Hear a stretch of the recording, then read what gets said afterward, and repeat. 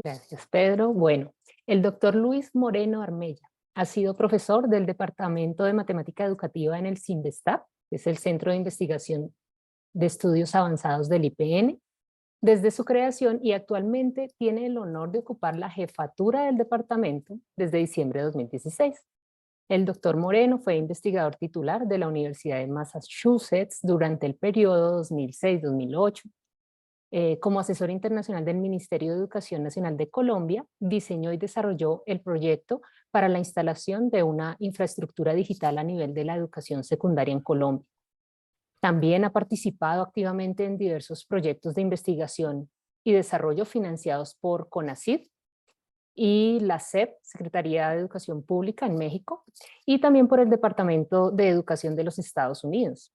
Él recibió un reconocimiento por parte del CONACYT por su permanencia ininterrumpida durante 30 años como investigador nacional en el año 2014. El doctor Moreno Armella es investigador nacional nivel 3 y recientemente ha sido nombrado investigador emérito del Sistema Nacional de Investigadores. Pues doctor Moreno, como le decía, es un gusto para nosotros contar con su participación en esta sesión y sin más preámbulo, a partir de este momento el público es todo suyo. Adelante. Muchas gracias, Paula. Muchas gracias, Pedro. Es un gusto para mí estar con ustedes en esta presentación. Voy a hablar de un tema que me interesa mucho, que es el de la mediación instrumental, la internalización y tecnologías. Decidí hacer una presentación en términos muy generales para que podamos posteriormente generar una reflexión que vaya ubicando algunas de las ideas que vamos a exponer aquí, las vayamos ubicando en el campo más cercano a nuestros intereses. Entonces, voy a empezar con lo siguiente. Ay. Pulsar con el mouse, tal vez. Ya. El ser humano ha sido capaz de trascender muchas de sus limitaciones. Podemos escuchar un concierto mientras el concierto se ejecuta en otro continente. Podemos ver cómo el universo está expandiéndose. Podemos incluso dialogar con Galileo. La pregunta que nos hacemos es ¿cómo ha sido posible todo esto? ¿Cómo es posible que podamos escuchar el concierto, ver el universo en expansión, poder establecer un diálogo con alguien que fue una de las figuras prominentes en los inicios de la llamada revolución científica en Europa? Pues nada de esto lo hemos podido hacer con las manos vacías, en absoluto. Para lograr hacerlo, si nosotros trazáramos una línea del tiempo, empezando en los orígenes de nuestra especie, podríamos colocar sobre esta línea del tiempo, digamos, las primeras herramientas. Podríamos colocar una piedra afilada, podríamos colocar una lanza rústica y muchas otras herramientas con un mensaje que dijera herramientas para la supervivencia de la especie. Podríamos colocar una piedra bifase de hace aproximadamente 500,000 años. Podríamos colocar una flecha ya mucho más reciente, o podríamos colocar un anzuelo de hace 42,000 años. Todas estas son herramientas para la supervivencia de la especie que de alguna manera nos hablan que desde muy temprano tuvimos conciencia de la necesidad de prolongar nuestro cuerpo. Nuestro cuerpo de alguna manera no era suficiente per se para poder enfrentar y responder a todos los desafíos del medio ambiente.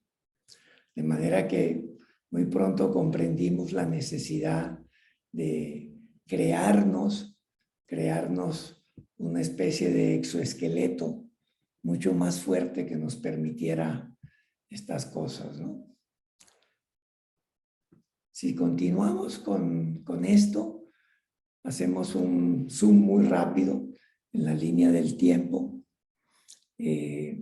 Nosotros podemos ver una figura como esta en el norte de España, en la famosa cueva de Altamira, en cerca de Santander, ¿verdad? Allí vemos ya un desarrollo de nuestros ancestros en el que empiezan a dejar ya no una huella, digamos, de estas especies de exoesqueletos que los tenían, que les permitieron la supervivencia y la capacidad de ir gradualmente adaptándose al medio ambiente, sino también la posibilidad de reflejar de alguna manera su propia historia, sus propias vivencias. Como ustedes pueden ver, este lugar en Altamira, pues vemos ya unas grafías, unos dibujos que parecen de alguna manera hechos con unas técnicas muy contemporáneas. De hecho, cuando Picasso visitó por primera vez la cueva de Altamira, salió tan admirado, tan maravillado, que dijo, en realidad ya no hemos creado nada, no hemos inventado nada nuevo, ya todo estaba allí. Pues esto ya muestra un espíritu, digamos, desarrollado, mucha más conciencia, no solo del medio ambiente, sino también conciencia de sí. Digamos, ya nuestros ancestros empiezan a reconocerse, ¿no? A reconocerse como distintos al medio ambiente y de alguna manera pueden empezar a dejar plasmada su identidad propia en sus producciones gráficas. Nosotros podemos ver una figura como esta, como una especie de memoria externa, como una manera de empezar a narrar y a dejar de atestiguar algo que primero ocurre, digamos, en la conciencia de cada uno de estos artistas, y esta conciencia pues queda plasmada afuera. Hay un testimonio, no solo son testigos, sino que dejan un testimonio de sí mismos. Entonces, en ese sentido, pues ya es una manera de tener, digamos, de desarrollar una presencia mucho más intensa en todo su entorno.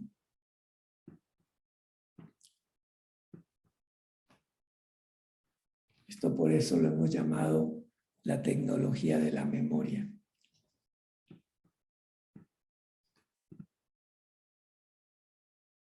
Avanzando en esa línea temporal que hemos descrito, arribaremos eventualmente al nacimiento de la escritura, en un orden así un poco aproximado. Esto está ocurriendo ya 12, 13 mil años después de las pinturas en Altamira, en Lascaux y en muchos otros lugares en Europa y en el resto del mundo.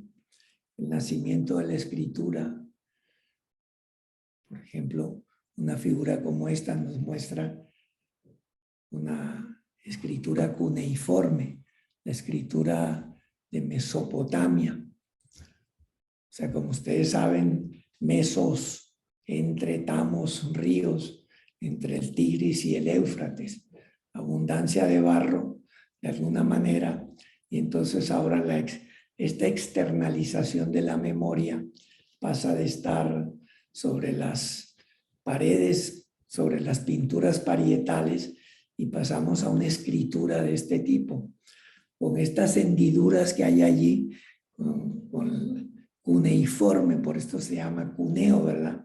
Que quiere decir algo así como cuña. Son de las primeras escrituras. También casi simultáneamente, un poco posteriormente, vamos a ver también el nacimiento casi simultáneo de la escritura en la región de Mesoamérica.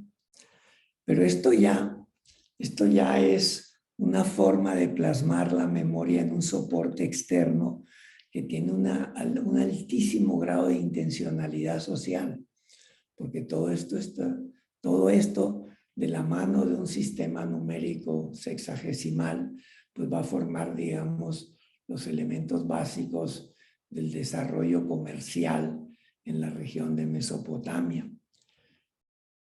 Aparte de esto también vamos a tener posteriormente ahora un mensaje en esta línea temporal que hemos estado describiendo, que nos va a decir tecnología para la transformación cognitiva de la especie.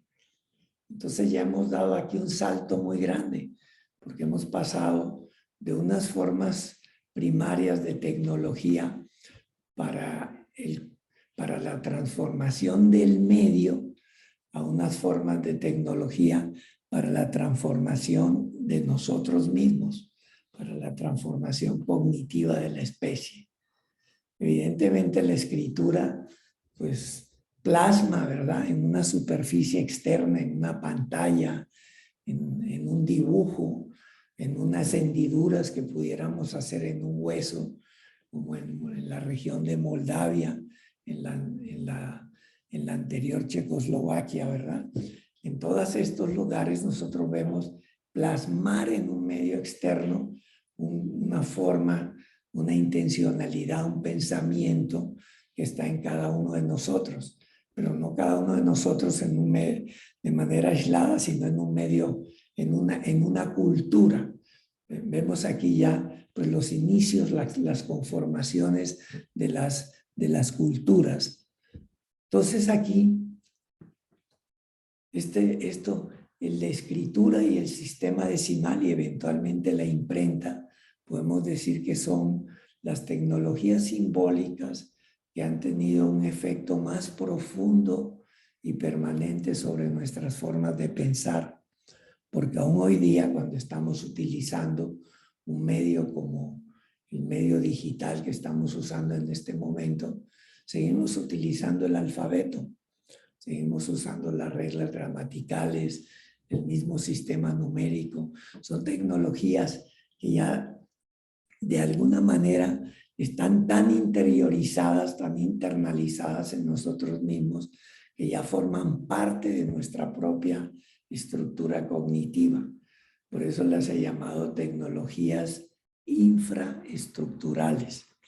Estas tecnologías, pues, podemos de ellas reflexionar de esta manera, porque con frecuencia nosotros vemos que exageramos sobre el impacto inmediato que puede tener una forma de tecnología. Creemos que una tecnología va a cambiar todas. En este momento, por ejemplo, con las famosas versiones de la inteligencia artificial, ya estamos haciendo unas cuentas absolutamente extrañas, estamos haciendo extrapolaciones posiblemente exageradas. Sin embargo, a largo plazo es cuando realmente vamos a ver la instalación, la infraestructuración de las diversas formas de tecnología. Hoy en día la escritura, como decimos aquí, el sistema numérico, son completamente infraestructurales. Ya no podemos concebir la organización social en ausencia de una de estas tecnologías. No tenemos forma ya, porque ya nuestras propias formas de pensar están instaladas, están absolutamente instaladas, ¿no? Entonces hay que tomar en cuenta esto, sobre todo cuando empezamos a pensar en el terreno educativo, ¿verdad? El efecto a largo plazo de las tecnologías es lo que realmente es significativo. De hecho, muchas de las características que nosotros damos por sentadas en nuestro pensamiento, en la filosofía, en la ciencia, realmente no son intrínsecamente humanas. Esto es una expresión bastante fuerte, Cuando he dicho esto en otros lugares, pues uno puede percibir la sorpresa en los rostros, ¿no? Pero es que en realidad sí son estas formas, estas características se originaron a partir de los recursos que la tecnología de la escritura ha puesto a disposición de la conciencia humana. Esto es el desarrollo de una idea que aparece en este libro de Walter Ong, Oralidad y Escritura. Es un libro que ha tenido una historia muy interesante. O sea, Walter Ong era un monje, un sacerdote, murió hace relativamente pocos años. Pero este es un libro pequeño, pero un libro que ha tenido un impacto fundamental en todos los estudios semióticos, semiología, semiótica que se han estado desarrollando desde entonces. Entonces, esto nos muestra, y Walter Ong agrega, que realmente, aunque no quisiéramos aceptarlo de esa manera, la escritura es una forma de tecnología. Es decir, la tecnología es aquello que nos permite a los seres humanos ordinarios hacer cosas extraordinarias, como hablar sin levantar mucho la voz con una persona que se encuentra a miles de kilómetros de distancia de donde nos encontramos nosotros. Poder leer un texto que fue escrito hace 200 años, etc. De manera pues que las tecnologías de alguna manera han estado en el origen de nuestra propia especie. De alguna manera todos los procesos de adaptación, todas las maneras de dialogar favorablemente para nosotros con el proceso evolutivo, con la presión evolutiva, con la presión del medio ambiente, pues fue posible gracias a las formas de tecnología que fuimos desarrollando. El fuego, por ejemplo. Imaginemos que estamos con unos congéneres en una cueva, alrededor de una fogata, mientras en el exterior de esta cueva, pues hay una serie de especies que están luchando por su supervivencia a partir de su propia estructura orgánica. Sin embargo, nosotros estamos en una especie de espacio virtual. Al cambiar la temperatura del medio en el que nos encontramos, estamos en un espacio, en una atmósfera completamente distinta. Podemos tener una piel sobre nuestro cuerpo, podemos calentar el aire del medio ambiente y, más importante, tal vez podemos vernos en la mirada de nuestros congéneres. Y al ver la mirada de nuestros congéneres, empezamos a ver, a sentir la presencia del otro. Empezamos a sentir el otro como nosotros mismos. Y esto evidentemente en la historia humana, pues resulta ser una de las raíces, digamos, uno de los conductos de la savia de nuestra especie más importantes.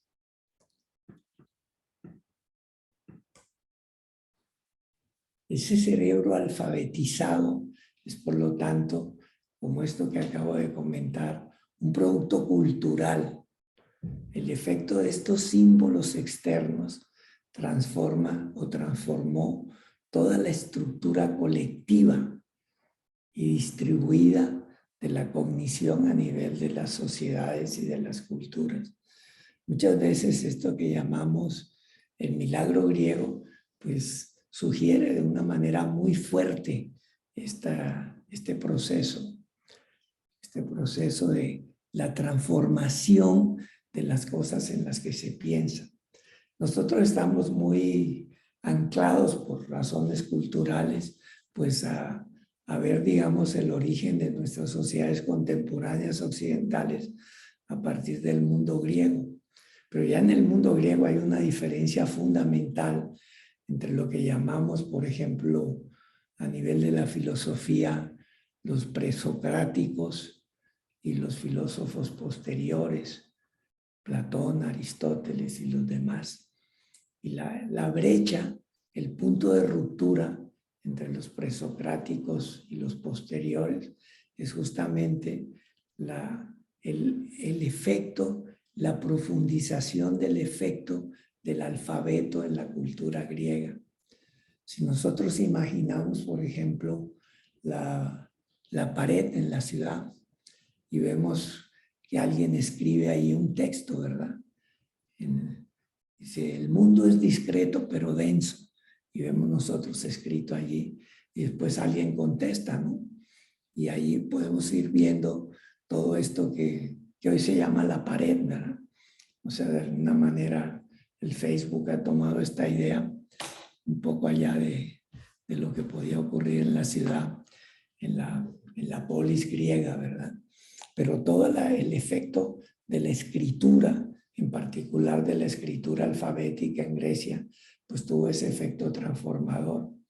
Platón, que fue uno de los mayores beneficiarios a pesar de sí mismo, a pesar de algunas ideas sobre el efecto de la escritura, en varios de sus diálogos, pero hay uno en el que el emperador habla con el creador de la escritura y le dice que esta escritura de alguna manera va a acabar con la memoria de las personas, que ya no tendrán memoria sino remembranzas a través de lo que dejen escrito.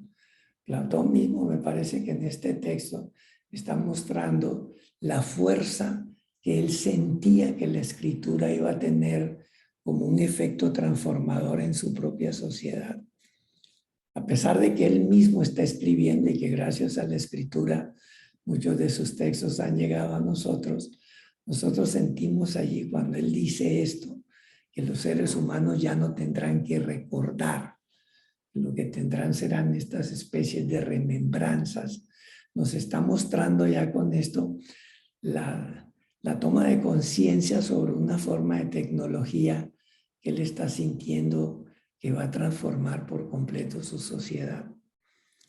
Y allí nosotros empezamos a ver pues cómo esto se empieza a instalar como una especie de caballo de Troya en el interior de cada uno de nosotros mismos. En este caso de nuestros ancestros de hace ya más de 2500 años.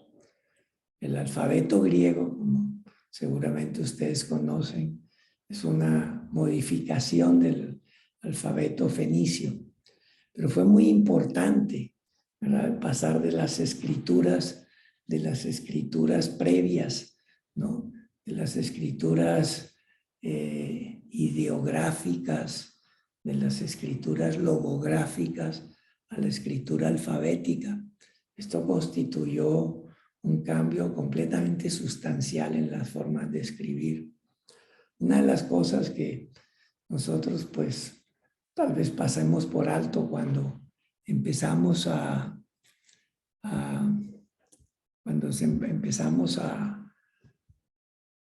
ver, aquí está, perdonen, disculpen un segundo.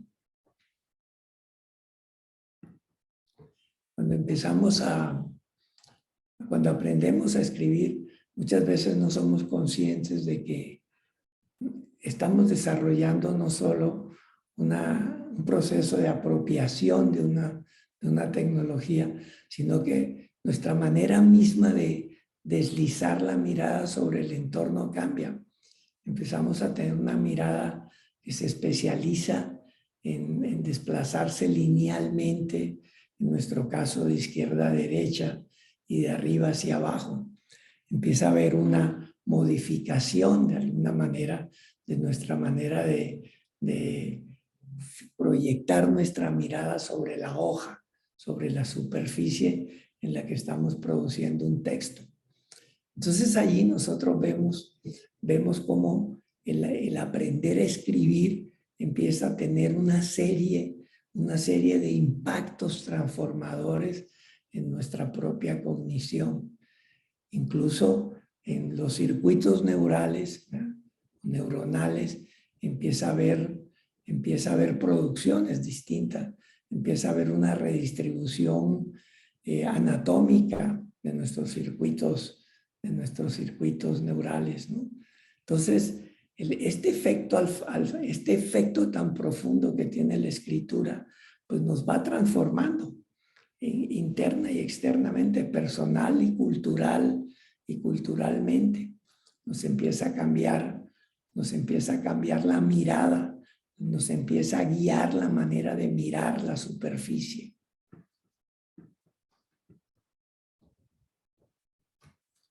Posteriormente nosotros tenemos una tecnología como el telégrafo, es una tecnología de la comunicación, que en algunas otras cosas que hemos escrito lo hemos llamado que algo como el telégrafo está en la zona de desarrollo potencial de un artefacto. Es algo que tiene una permanencia social y que de alguna manera pues es un artefacto como cualquier otro que trae consigo no solo una intencionalidad que está incrustada en el artefacto, sino que también trae consigo un espacio potencial de desarrollo. Nosotros podemos pensar en el telégrafo, hasta el teléfono inteligente, como decimos que tenemos en el bolsillo. Hay todo un proceso evolutivo allí que nosotros que podemos apreciar, ¿verdad? Y que ese teléfono que tenemos en el bolsillo, de alguna manera es la cristalización de esto que llamamos la zona de desarrollo potencial de ese artefacto, ¿no? Y en este caso particular, esta forma de comunicación eléctrica y posteriormente electrónica, pues nos habla de la contracción del espacio social, como estas formas de tecnología, de una manera muy específica, podríamos decirlo así, empiezan a hablarnos de la contracción del espacio social. Como dice Michel Serres en su pequeño libro, un libro maravilloso que se llama Pulgarcita, nosotros ya no vivimos en un espacio métrico, ¿verdad? No vivimos en la distancia métrica, vivimos más bien en un espacio topológico. Cada uno de nosotros está en una vecindad de una especie de topologización que hemos hecho del espacio material y desde luego del espacio social, totalmente indisociable hoy en día del espacio material, ¿verdad?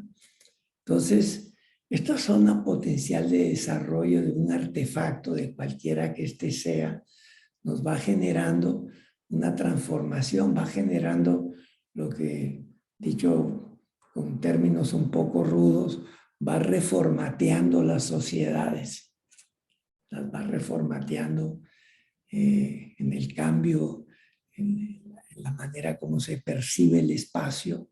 Hoy en día, en este momento, estamos a diferentes horarios, ¿verdad? Y sin embargo, al mismo tiempo estamos en el mismo espacio simultáneamente. Todas estas cosas que nos pueden parecer muy naturales es por el nivel de profundización que todas estas cuestiones van teniendo sobre nosotros mismos, sobre nuestra conciencia del entorno, sobre nuestra conciencia del otro.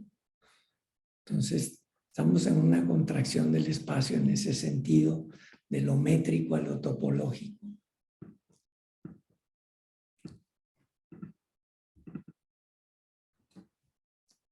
Hemos evolucionado pues de una manera extragenética. Nos hemos ido tornando una especie provista de sentidos artificiales. Si tuviéramos una visión que incorporara el efecto Doppler, desde hace miles de años nuestros ancestros habrían podido dirigir su mirada al cielo y podrían ver cómo el universo se podía ir dilatando. Hoy lo podemos hacer, pero a través de un sentido artificial, ¿verdad? Hoy somos claramente, utilizando un poco este término, cyborgs alfabéticos o cyborgs decimales, y estamos pues en la ruta de ser cada vez más cyborgs digitales, ¿verdad? Cyborgs digitales plenos. Nosotros no podríamos ya pensar, no podemos pensar como pensaríamos si no supiéramos escribir. No podemos pensar como pensaríamos si no conociéramos, si no tuviéramos incorporado el sistema numérico. Y ya pues muchas veces cuando uno sale de casa en la mañana o hacia el mediodía en mi caso, y si por alguna razón olvidé el teléfono, me tengo que regresar. Casi es es casi doloroso sentir que uno se marcha de casa sin el teléfono. Mi esposa, para exagerar, dice que me duele más eso que si se me quedara una mano. Pero es que, claro, porque es que es algo que ya lo sentimos incorporado a nosotros mismos, ¿no? Completamente incorporado, como en una conferencia que leí un filósofo hace unos años, recién empezaron a aparecer los iPhones y él decía que con esa maravilla, cuando iba a comer al mediodía, podía preguntarle dónde estaba el restaurante chino más cercano al lugar donde él estaba, obtenía la información, si quería ir al cine podía ver en la pantalla, etc. Entonces, en broma decía, pues es que mis colegas me dicen que lo único que hace falta ya es que me incrusten el teléfono en la cabeza. Y hacía una pausa y decía, es que ya lo tengo incrustado. De alguna manera estaba empezando, nos estaba hablando justamente de ese proceso de internalización de las formas de tecnología, de todas las tecnologías, ¿verdad?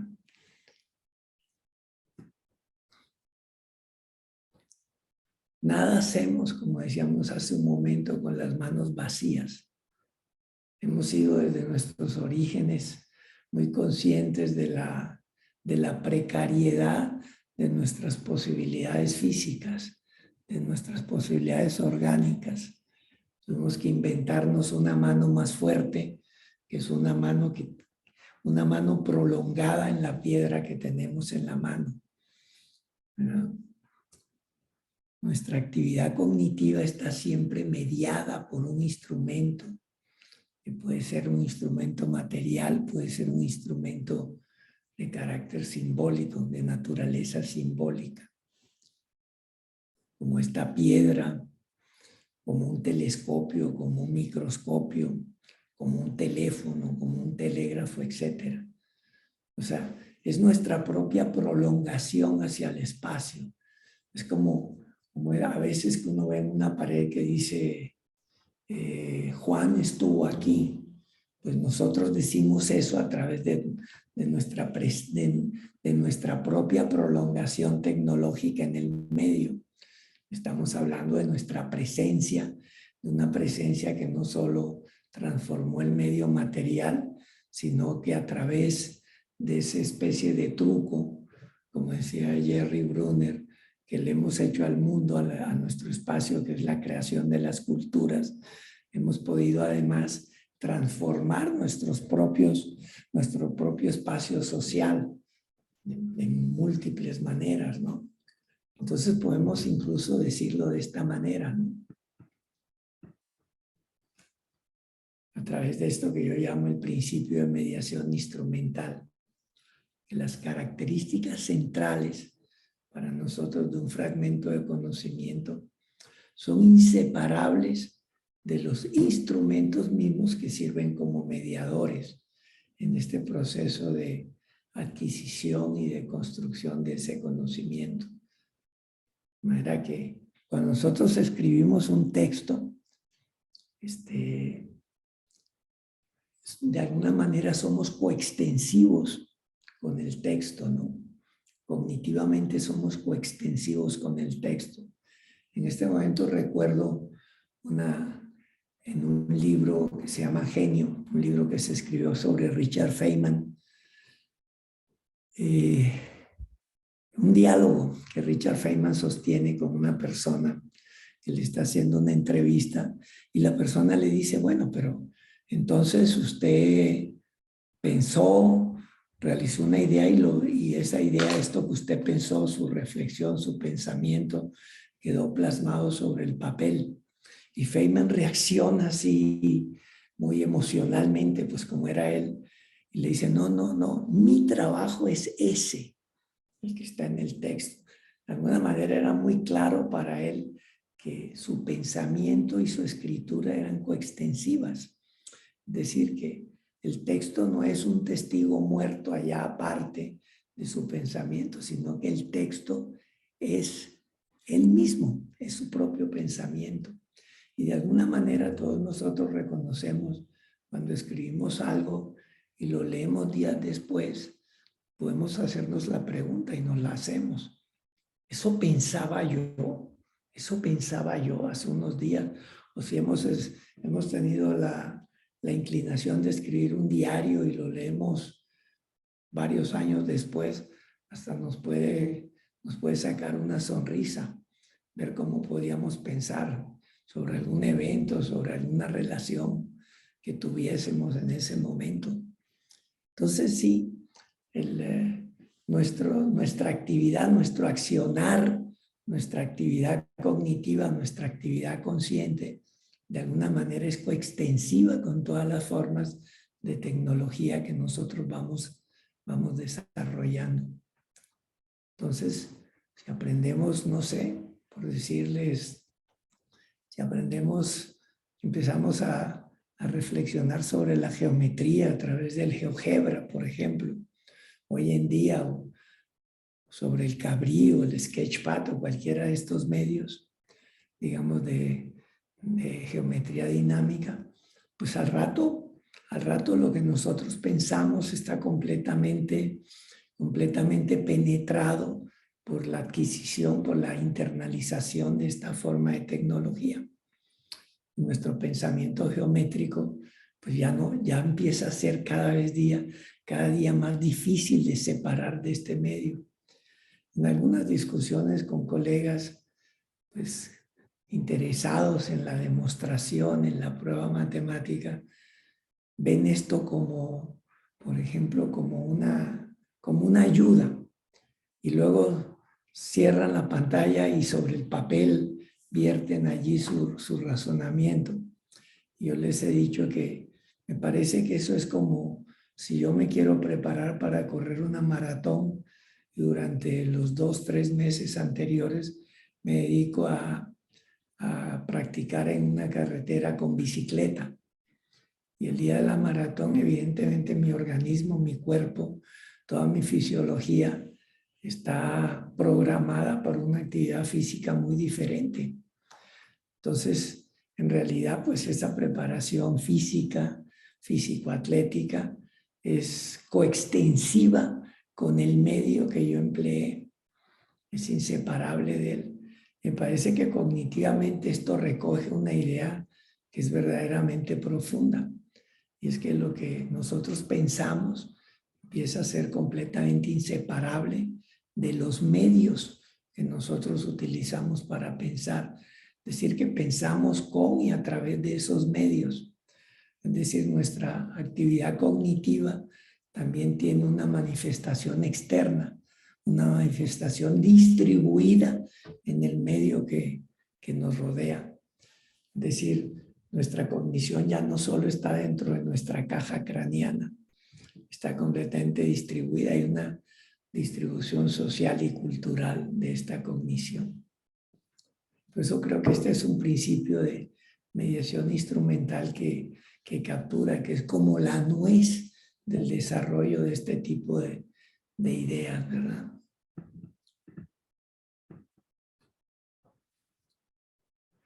Aún hoy, sin embargo, nosotros apreciamos en las instituciones escolares una resistencia. Todavía hace unos días, esto lo escribí porque hace unos días lo viví con un grupo de padres de familia, ¿no? Una cierta resistencia, basadas tal vez implícitamente de que la cognición humana está construida exclusivamente con cemento genético. Diríamos como si la cognición fuera igual, o sea, como si tuviéramos esta ecuación, ¿verdad? Cognición igual a cerebro. Y lo que acabo de decir del principio de mediación instrumental, pues nos muestra que esto es una concepción, una manera muy reducida de concebir lo que es la cognición humana, es decir, esa capacidad, digamos, de asimilar conocimiento, de apropiarse de una forma de conocimiento, de comprenderlo, de transformarlo. Todo esto lo hacemos pues con nuestra propia naturaleza, que es la de ser seres mediados. ¿Ah? Ser seres mediados. Esa es nuestra verdadera naturaleza. Y de esta manera, pues, nosotros podemos decir que en el mejor de los casos, digamos, si alguien amplía, abre la mano un poco a pensar de esta forma, muchas veces asociamos a estas formas de tecnologías solamente un rol, un papel amplificador, como el de una lupa, ¿verdad? Si soy muy corto de vista y tengo un texto con letra muy pequeña, puedo poner la lupa sobre la página o sobre una pantalla. Bueno, en este caso, más fácil sería decir sobre la página que sobre la pantalla, ¿verdad? Y leer, y una persona que está a mi lado leyendo, que tiene una vista, digamos, que podríamos llamar normal, puede leer el texto y darse cuenta que estoy leyendo exactamente el mismo texto que él lee. Entonces podemos decir en ese sentido que la lupa es un amplificador, es decir, me permite hacer algo que se puede hacer sin la lupa, pero pues me permite hacerlo mejor. Pero la escritura o incluso un microscopio contradice la idea de que la mediación de un instrumento se reduce a ser un efecto amplificador. Pues esto nos llevaría de regreso a la idea de la ecuación cognición igual cerebro, ¿verdad? Más bien, si nosotros tenemos un microscopio, podemos tener acceso a un nivel de la realidad orgánica al que es imposible de la realidad biológica, al que sería imposible tener acceso sin la mediación de ese instrumento.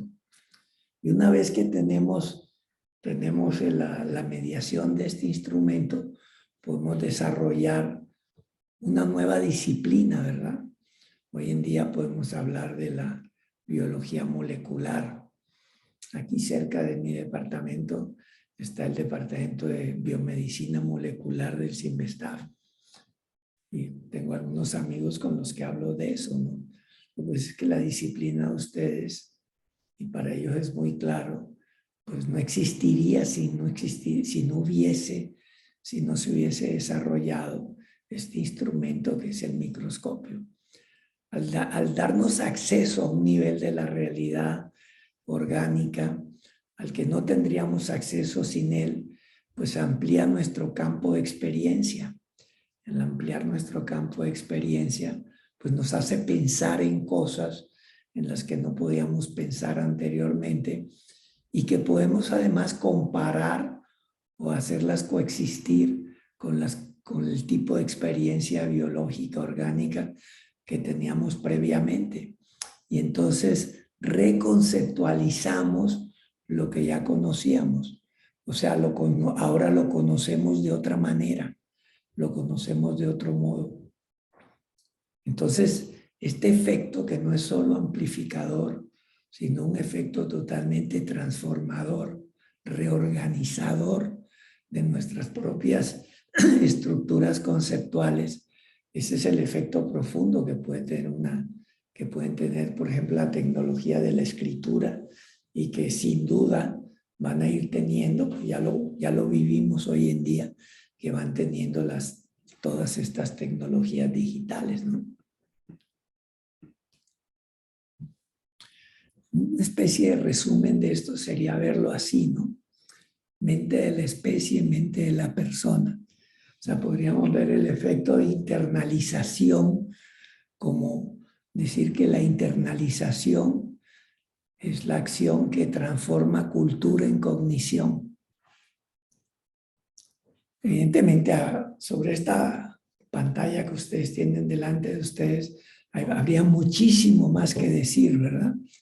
Habría muchísimo más que decir. Pero esta es como una forma muy condensada de decirlo, ¿no? De describir este proceso de interiorización, de apropiación, de internalización de esta manera. Y esto evidentemente es un proceso mediado. Por eso hablamos de internalización, mediación y tecnologías. Son, digamos, tres términos coextensivos que no los podemos poner por separado. O sea, están al mismo tiempo allí, ¿no? En esta pantalla. La cultura y la cognición, y efectivamente la cognición y la cultura, porque la cognición pues no es privativa, ¿verdad? Del cerebro como tal, sino que empezamos a pensar porque tenemos interiorizado una lengua, tenemos interiorizado un sistema numérico, un sistema de costumbres, etcétera, etcétera. Entonces, pues nuestra cognición y nuestra cultura pues ya empiezan a ser, digamos, ahí ya entre ellas, pues hoy en día es el resultado de un proceso de hibridación, podríamos decir. Somos en ese sentido seres híbridos.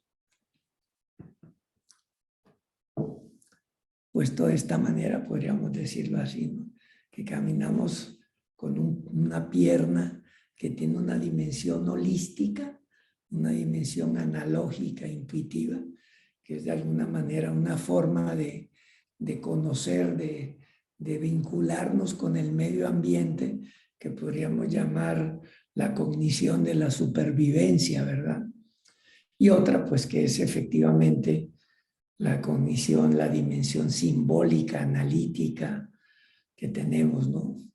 Lo que viene del proceso filogenético, que ya es completamente desde hace miles de años inseparable del proceso de la enculturación, ¿verdad? Entonces nosotros vivimos allí, en ese mundo híbrido. Somos un mundo híbrido, de hecho.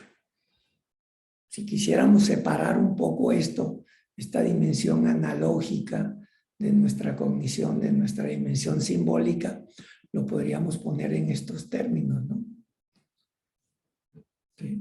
Esto es lo que es cognición analógica. Lo que el tigre es, lo que el tigre sabe, es lo que es todo ese proceso evolutivo, es decir, como si el universo hubiera esculpido sobre su sistema nervioso una forma de conocimiento, pues que le permite ser uno con el ambiente, ser uno con su mundo.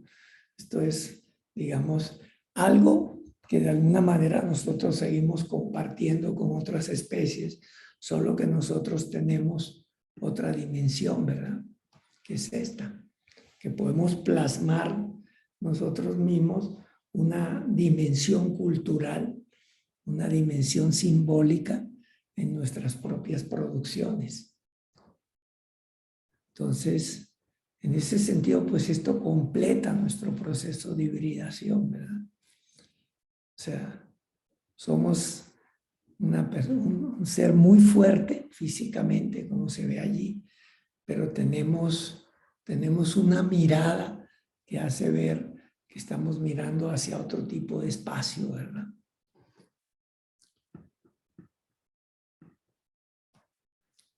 Si lo vemos el día de hoy, nosotros vemos, por ejemplo, a Fabio, profesor que está aquí, que levanta su mano, ¿verdad?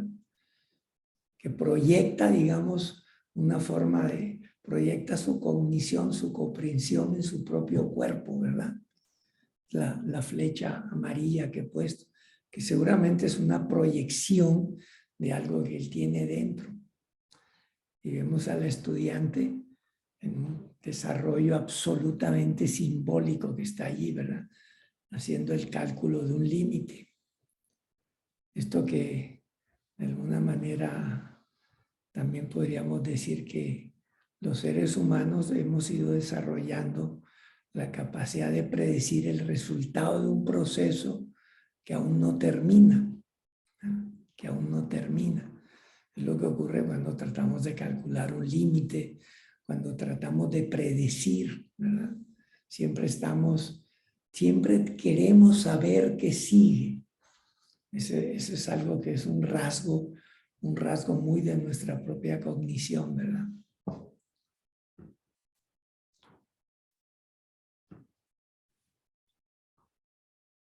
Esa es la pregunta que nos hacemos. Todo este modo de ver, de pensar, ¿a dónde nos lleva? ¿Y qué son las matemáticas? Pues nosotros cuando yo miro aquí por la ventana, veo formas, veo colores, veo numerosidad. La numerosidad y la forma, pues como ver los colores, pues es algo que no puedo evitar, pero la numerosidad la hemos organizado en los números, las formas, las hemos organizado en la geometría, etcétera, ¿verdad? Entonces, de alguna manera podemos decir que las matemáticas son un universo simbólico, pero que tiene profundas raíces en los estratos estos anteriores de la experiencia humana. Es un universo simbólico en este.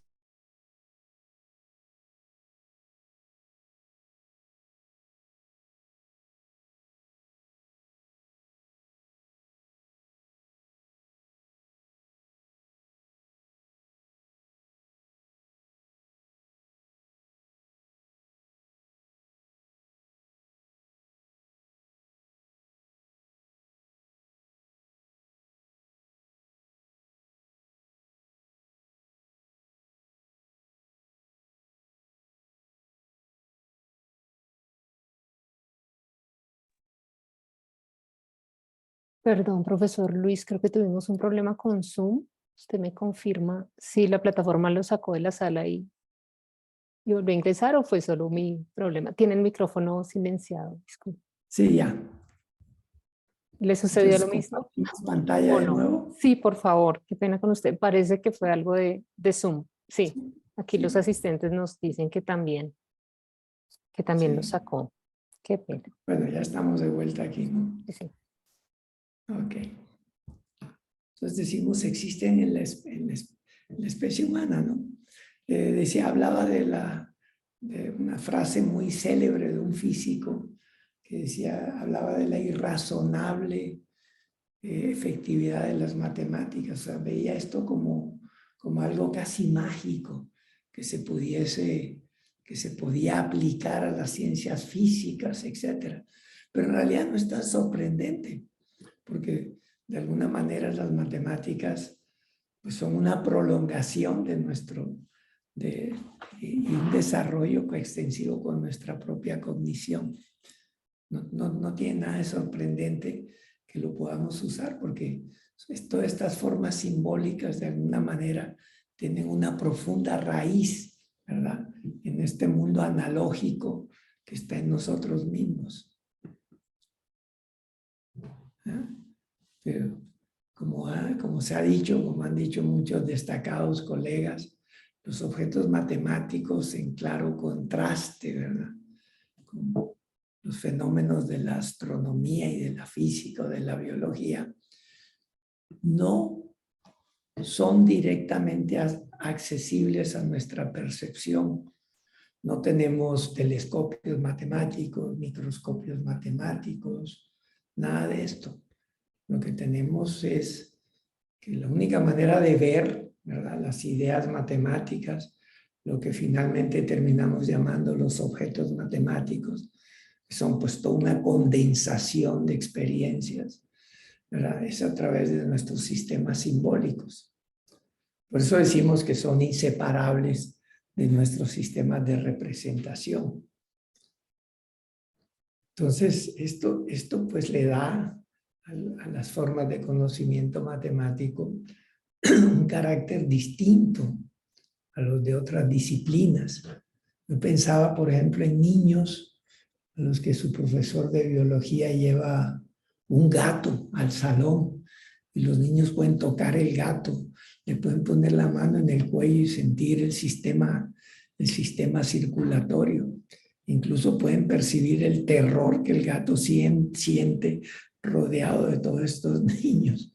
O sea, hay un mundo de experiencias compartidas, de experiencias sociales que están vivas allí, pero Cuando pensamos en el mundo de las matemáticas, tenemos un problema, ¿verdad? Un problema en las formas de comunicación, cuando empezamos a pensar en las didácticas, en las formas de enseñanza, etcétera, por el problema de cómo hacer accesibles los objetos matemáticos, ¿verdad?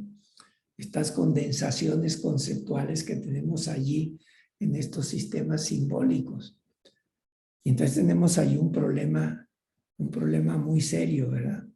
Es el problema que tenemos todos los que de una u otra manera pues estamos presentes en estas disciplinas educativas, ¿verdad? Es el problema del acceso, el problema de la apropiación, la naturaleza de la mediación a través de estos sistemas simbólicos.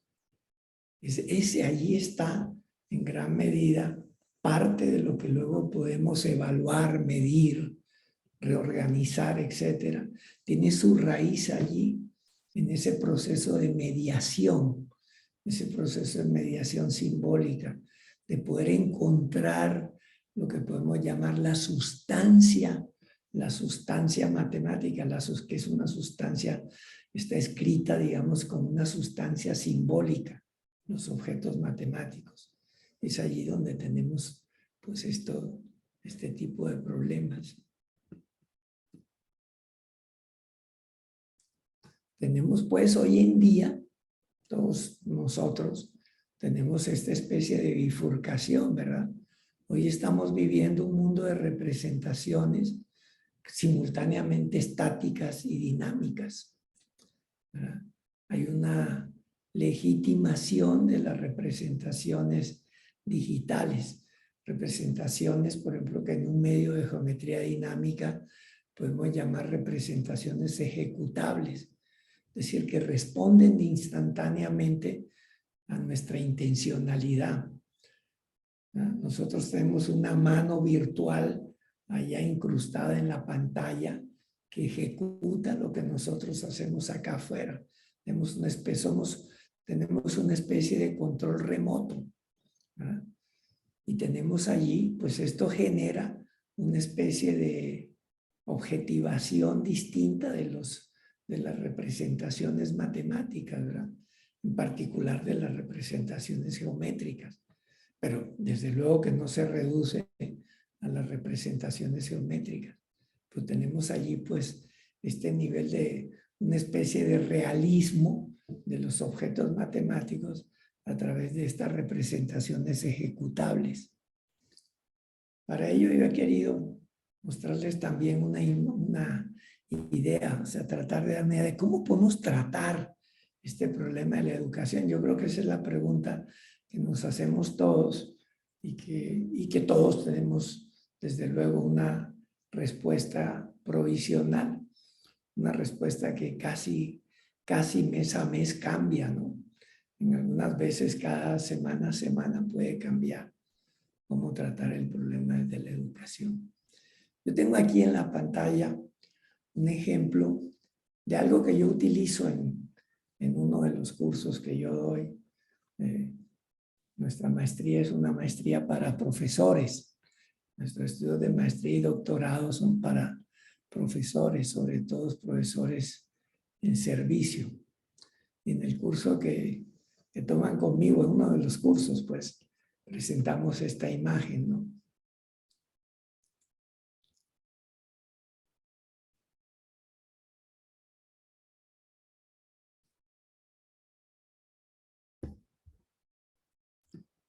Esta figura que ustedes están viendo aparecer allí, ¿sí? Es una figura que corresponde a un artículo que publicó David Hilbert hacia 1905. Y era la idea de construir una curva que llenara un cuadrado.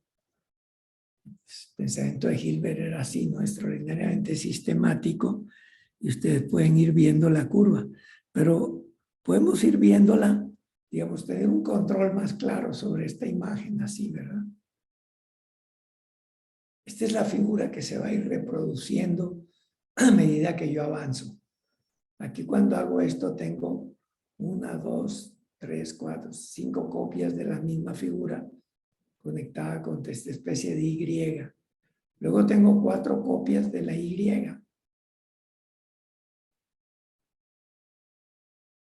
Luego voy a tener 4 copias de las 4 copias de la Y, etcétera. Es un proceso que llamamos un proceso iterativo, ¿verdad? En el artículo de Hilbert, que es extraordinariamente difícil de leer, es muy corto, es totalmente escrito en un lenguaje analítico. Esto evidentemente estaba muy lejos de él todavía. Seguramente se lo podía imaginar. Seguramente se lo podía imaginar, ¿verdad? Si nosotros hacemos esto, alguna vez un estudiante me dijo, pero eso no es una demostración de que esa curva va a llenar el cuadrado. Yo me quedé pensando y en efecto no es una demostración, pero sí es una demostración de un teorema distinto.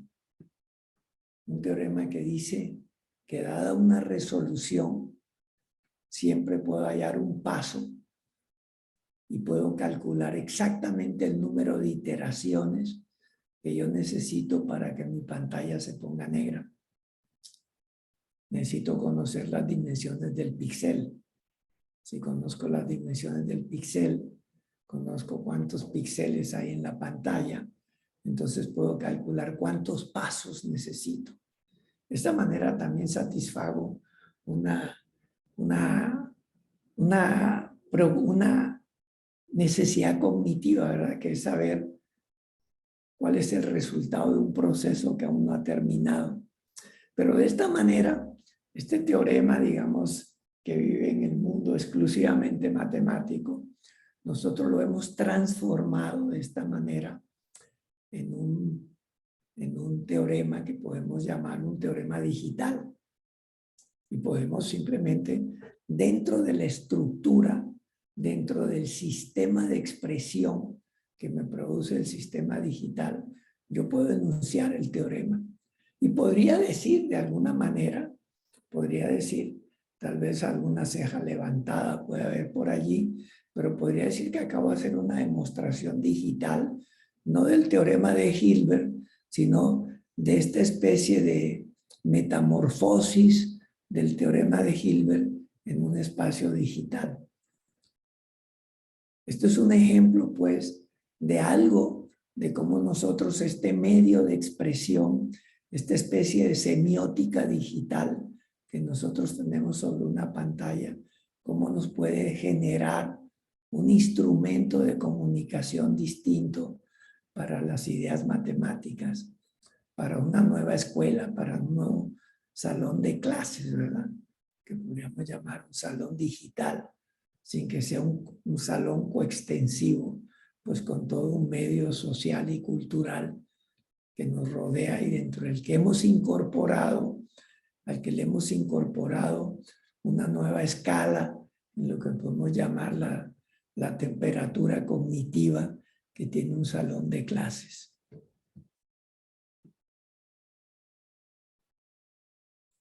Y pues, imagínense cómo podríamos hacer esta misma figura, este teorema de Hilbert, pero en 3 dimensiones. Solo quieren, este es un tipo de figura, un tipo de representación, ¿verdad? Que tiene dentro de sí misma una savia, un contenido muy profundo. Podemos ver en esta figura una condensación muy grande de pensamiento matemático. Pero esto pues será objeto en otra oportunidad, ¿verdad? Por hoy pues solamente quiero darles las gracias por acompañarme en esta mañana. Para mí es muy placentero pues, haber compartido esta hora con ustedes. Profesor, muchísimas gracias por esta conferencia, por los temas que ha abordado. Infortunadamente, con motivo del problema de Zoom, se borraron del chat algunos comentarios, reconocimientos y agradecimientos de los participantes.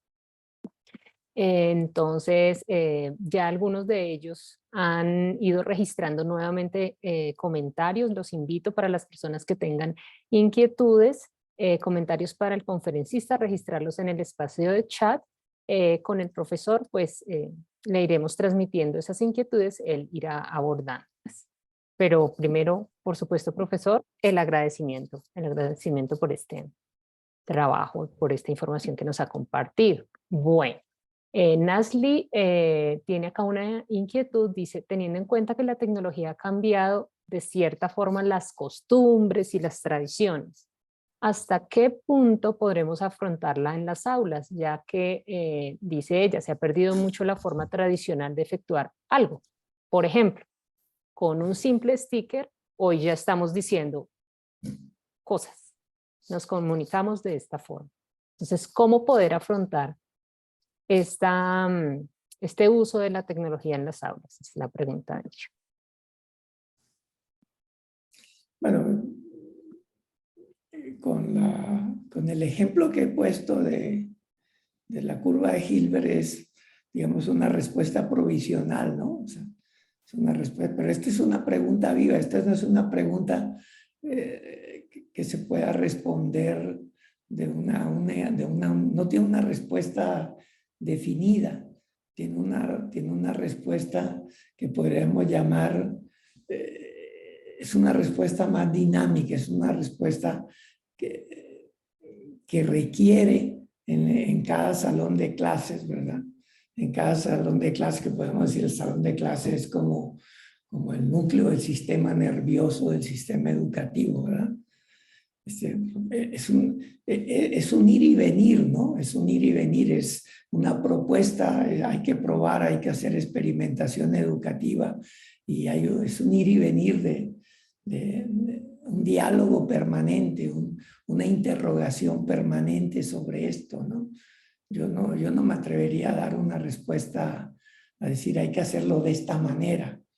Yo lo trato de hacer de algunas maneras y en las cosas que he escrito, que luego les podré enviar una lista si hay interés en ello. En algunas publicaciones he tratado de dejar plasmado pues, las experiencias que yo he tenido, que he tenido yo y algunos colegas en nuestra experiencia docente, en nuestra experiencia investigativa, sobre cómo generar, digamos, este es un proceso casi que de arquitectura social, ¿verdad?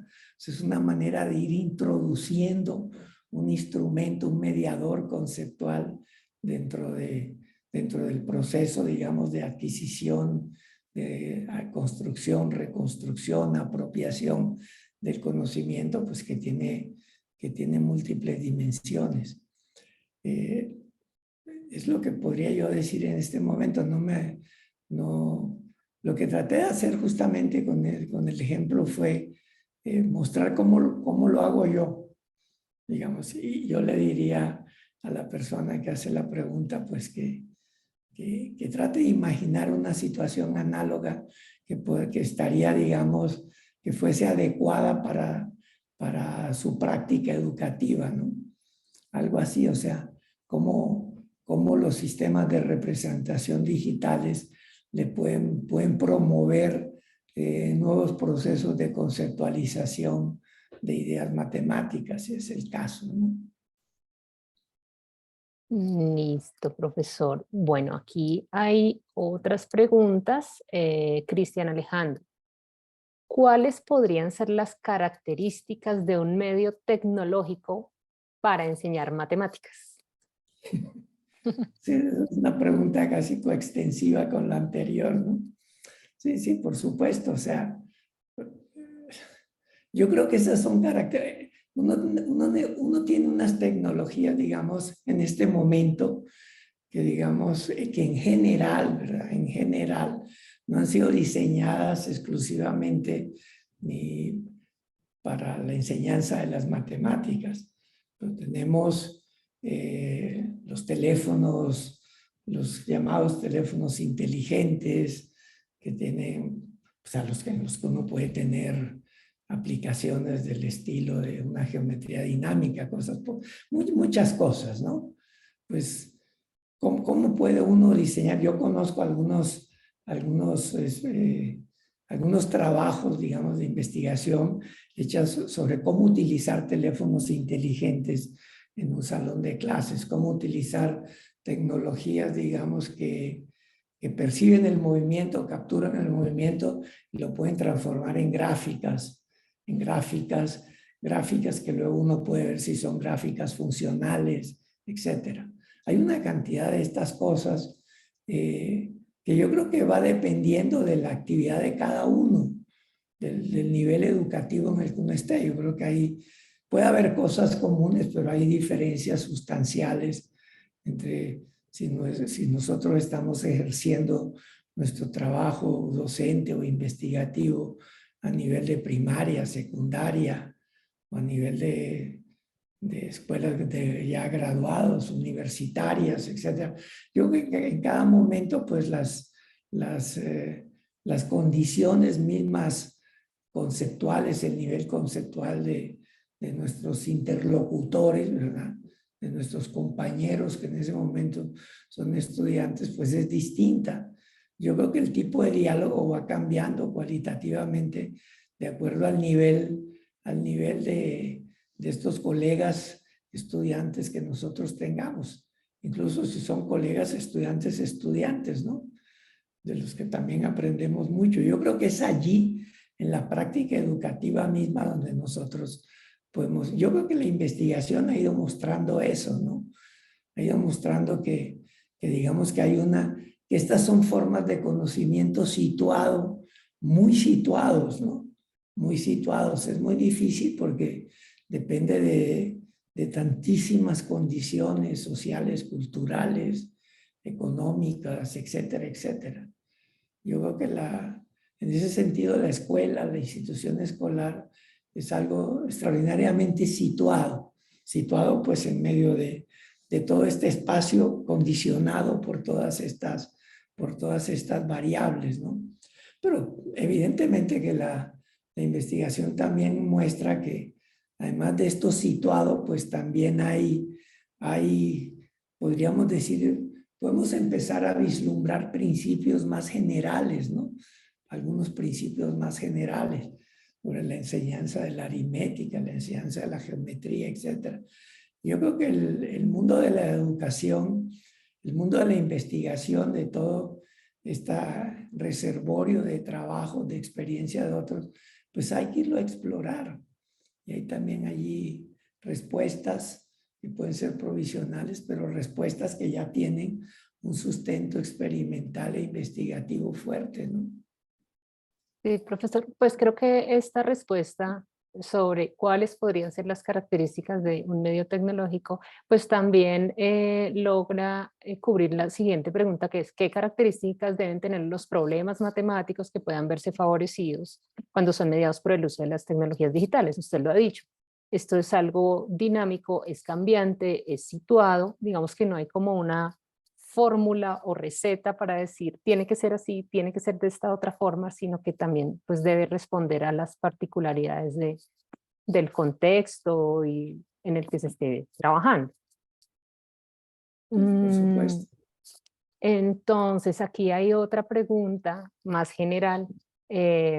¿Cómo debemos afrontar la desigualdad en la enseñanza? Sí, no.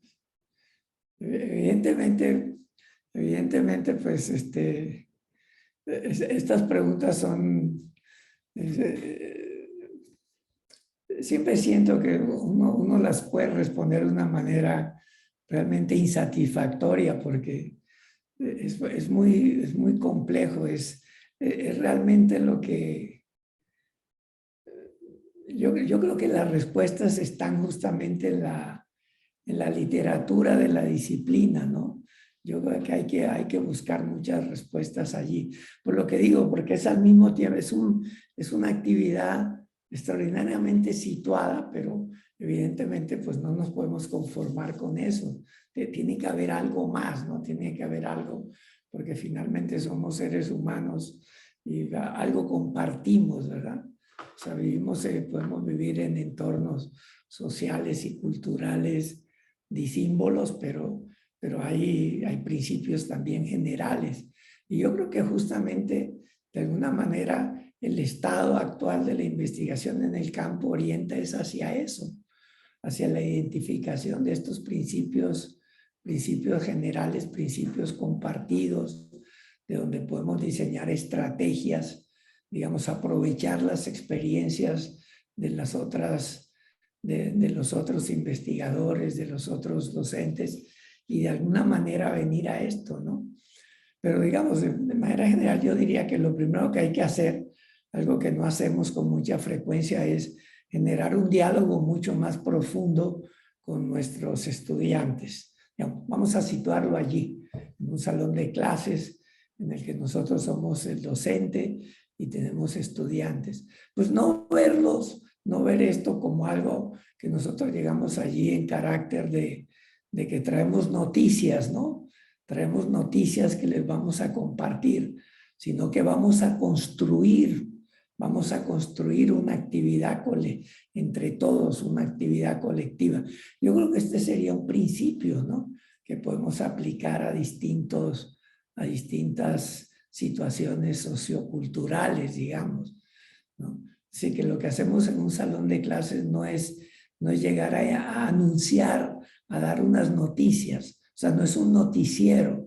Lo que llegamos a un salón de clases es a construir una narrativa con nuestros estudiantes sobre una forma de conocimiento compartido. O sea, generar un proceso de compartir formas de conocimiento.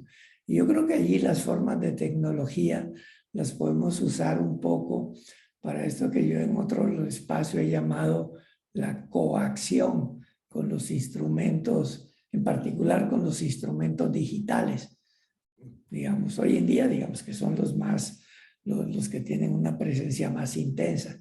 Una coacción no es solo la interacción con un instrumento, sino también es aprender de cómo los usan los colegas, los compañeros en un salón de clases, ¿no?